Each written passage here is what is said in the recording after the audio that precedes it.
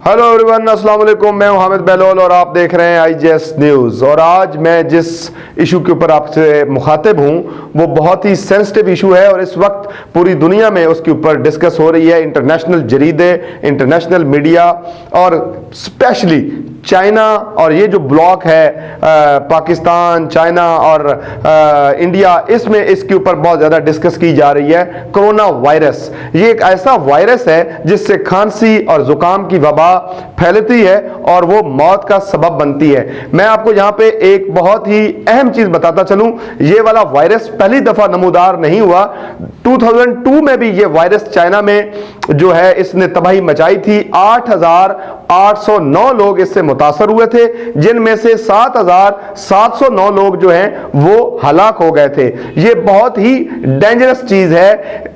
14 cases जो है corona virus के हवाले से इस वक्त बर्तानिया में टेस्ट किए गए हैं और 14 लोगों में कोरोना वायरस पाया गया है। और एक तशवीशनाक बात यह है कि एक बंदा जो है मुल्तान में, एक चाइनी जो है वो मुल्तान में है, उसमें भी कोरोना वायरस की तशखीस हो गई है और उसको हॉस्पिटल में एडमिट किया गया है। अमेरिका में भी लोगों के टेस्ट किए जा रहे हैं कि कोरोना वायरस जो है वो किस तरह फैल रहा है या कोरोना वायरस की अलामात क्या है।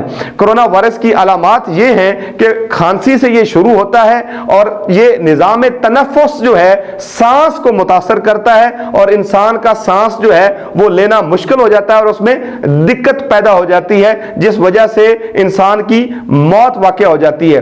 इसका सबब क्या है? सी फूड, जो समुद्री जो जानदार है या जो सी फूड है उसके खाने से ज्यादातर ये फैलता है और चाइना में भी इसके फैलने का सबब यही है। वुहान सिटी जो चाइना का शहर है जिसमें ये इस वक्त तेजी से फैल रहा है, उसमें हर किस्म की ट्रांसपोर्ट को बंद कर दिया गया है। फ्लाइट शेड्यूल बंद है, ट्रेनों को बंद कर दिया गया है, बसेस को बंद कर दिया गया है और उसके करीब 12 शहर जो हैं, 12 सिटीज, उनमें लोगों की आमदोरफ्त को रोक दिया गया है। चाइना की गवर्नमेंट ने यह भी हुक्म जारी किया है कि लोग जो है वो झीलों पे, समुद्रों पे और दरियाओं पे, साहिलों पे जाना बंद कर दें। कोरोना वायरस जो है ये एक ऐसी वबा है जिससे पाकिस्तान जो है वो फौरी तौर पर मुतासर हो सकता है। जिस तरह का एक केस मैंने आपको पहले बताया कि मुल्तान में तशखीस हो चुका है।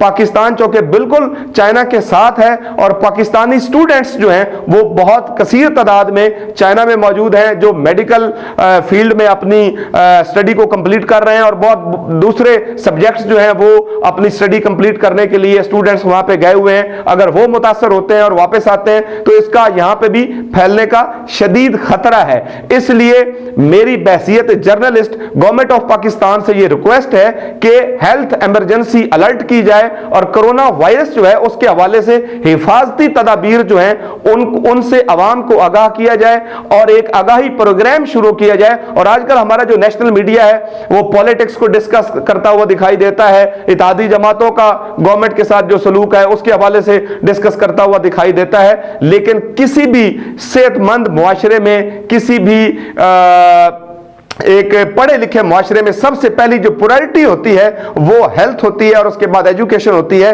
हेल्थ के मामले में हम पहले ही बहुत ज़्यादा वीक हैं। यहाँ पे हेल्थ के बहुत सारे इश्यूज हैं। या हमारे पास अभी तक यहाँ पे जो है वो किडनी का ट्रांसप्लांट करवाने के लिए लोग इंडिया जाते हैं। यहाँ पे हमारा जो लीवर है उसके ट्रांसप्लांट करवाने के लिए लोग जो हैं वो दूसरे ममालिक में जाते हैं।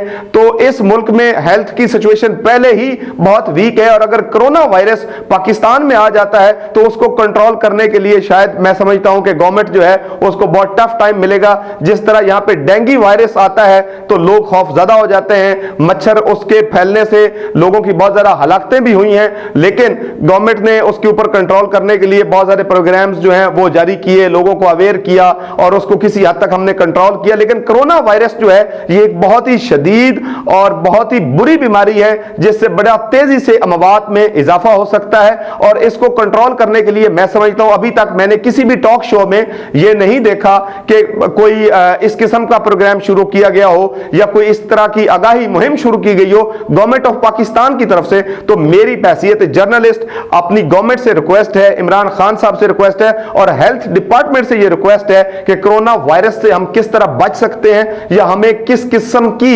हिफाजती तदाबीर इख्तियार करनी चाहिए, उसके हवाले से मीडिया के ऊपर इस तरह की आगाही मुहिम शुरू की जाए ताकि लोग जो है वो कोरोना वायरस जैसी जो ये एक बीमारी है उसके आने से पहले ही वो मोहतात हो जाएं और खुदा हमें इस बीमारी से महफूज रखे।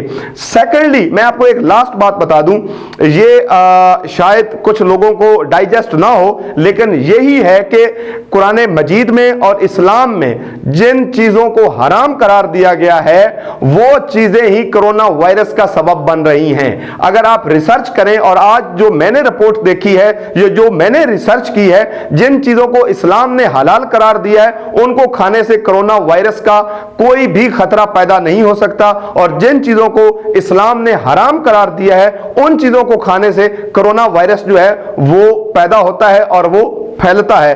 तो ये एक ऐसी चीज है कि जिसके ऊपर हमें प्राउड भी है, हमें बहसीयत पाकिस्तानी और बहसीयत मुस्लिम इस बात के ऊपर फख्र है कि 1400 साल पहले हमारे आका करीम ने जिन चीजों से मना फरमाया था वो चीजें आज कोरोना वायरस फैलने का सबब बन रही हैं। बहसीयत मुसलमान हमें दुआ मांगनी चाहिए अपने हमसाया ममालिक के लिए भी कि वो कोरोना वायरस जैसी या किसी भी इस तरह की वबा से वो लोग भी महफूज रह सके, और हम लोग जो हैं चूंकि उनके हमसाए हैं, और हमारी गवर्नमेंट को भी चाहिए कि सारी चीजों को माइनस करते हुए सबसे पहले इस वक्त इंटरनेशनली चूंकि लोग जो हैं वो अलर्ट हो चुके हैं, अमेरिका में काम शुरू हो चुका है, 14 केसेस जो हैं वो इंग्लैंड में सामने आ गए हैं कि कोरोना वायरस उनमें मौजूद है। मुल्तान में एक चाइनी बशिंदा जो है उसमें कोरोना वायरस की तशखीस हो गई है।